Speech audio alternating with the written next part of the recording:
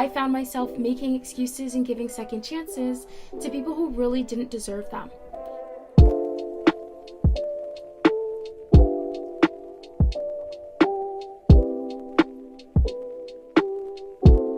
Growing up, one of the hardest things for me to do was walk away from a friendship.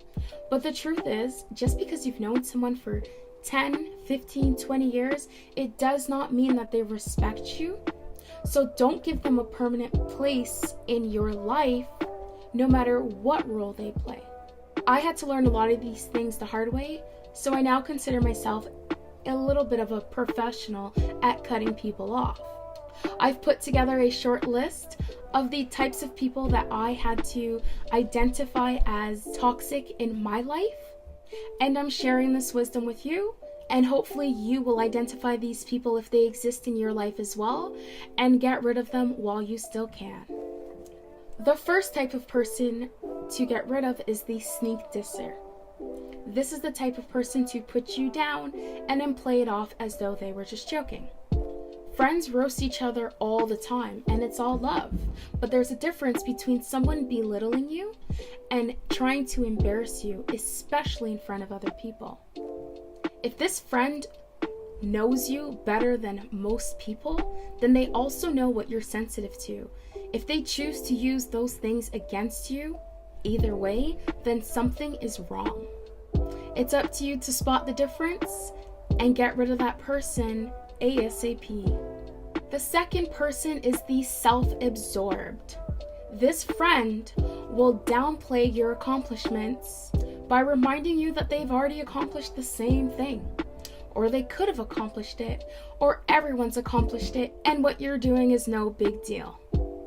They boast about their life, they constantly talk about themselves, but they never take the time out to truly get to know you and to celebrate you. This person will never let you shine, and if you keep them around for too long, they'll make sure you never make it to the top by raining on your parade. The third type of person is the negative Nancy. We all know this one. The friend who never has anything positive to say. You can't share good news with them because they'll find a way to put a dark cloud over it.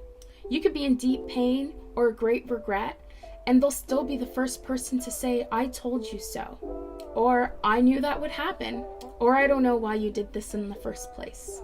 Instead of supporting you and encouraging you through your mistakes, they put you a little bit lower. This is not constructive criticism, it's negativity. Get rid of this person before their negative aura rubs off onto yours. The fourth person is the messy one. We all have that one friend that cannot go out and enjoy a good night without causing some sort of drama. It could be the most low-key night ever, but they have to do something to draw the attention to themselves. Whether it's getting a little too sloppy from drinking, or getting aggressive and causing some sort of commotion or a fight. It's embarrassing, and let's be honest, you are being judged by the company that you keep. Don't let this person block your blessings. The fifth person, El Desperado. This is the person who only knows you when they're in need. They can't call to check on you on a Monday, Tuesday, Wednesday, Thursday, but they'll call you on a Friday night to borrow $20, or hit you up on a Saturday night for a ride because they just found out they can't take their parents' car. Let's not get it twisted. This person would never return the favor if you were in need. That is not real friendship. This person knows that you're kind and compassionate, and they're milking it. They don't actually care about your friendship. Don't let this person drain your energy for too long. Get away while you can. The sixth person is the Loki Hater. Pay attention to the friend who gets real quiet when you announce an accomplishment, but they be hella loud and have a lot to say when you fall short. It's almost as though they get excited seeing you at your worst. This is the same type of person who will let you walk around with something dirty on your pants or something in your hair for hours and not tell you. They can't let you be great, especially if it means you being better than them. Friends should never be at competition with each other. I don't care what it is. So if you find yourself having to compete with someone, you need to let them know that you are not the one. Your setbacks are temporary and you will not be joining them in their misery. Next, the 7th person is Tatiana. This is the person who gets real flirty with your significant other but convinces you that it's innocent. If you cannot trust your friend around your significant other, then you should not be having that person around, period. If your friend has a history of not respecting someone else's relationship, what makes you think that there won't be a time when they will disrespect yours? Don't put yourself in a position to find out. Leave that person behind and focus on your relationship. Disclaimer, I am not a perfect person. I've made mistakes. Shoot, I've been cut off once or twice too. But I've learned from every single experience, which is why I have the wisdom to make this video.